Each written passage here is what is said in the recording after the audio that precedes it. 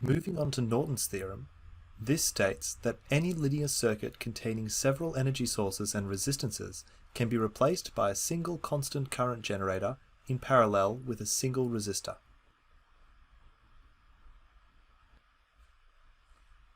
So where with Thevenin's theorem we simplified down to a voltage source and series resistance, with Norton's we have a current source and a parallel resistance.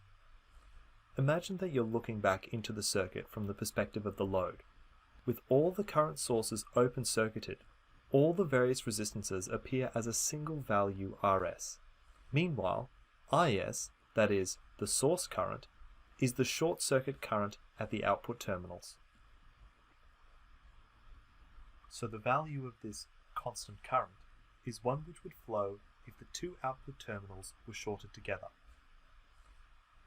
Let's go through the steps of getting to this equivalent circuit.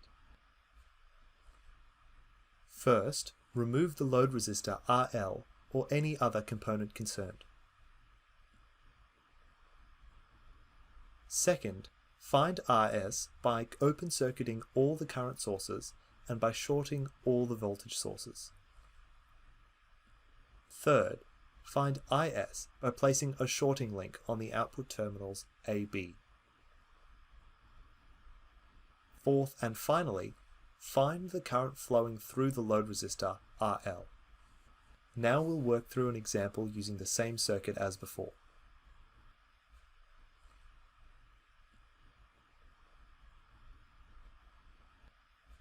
We remove the load resistor RL as before and find the same equivalent parallel resistance.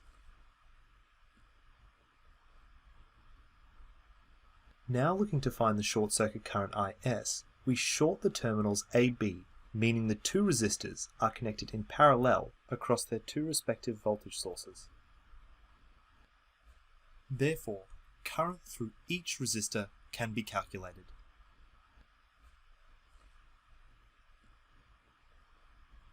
Now that we have our short circuit current, as well as our source resistance, we can now formulate the following Norton equivalent circuit.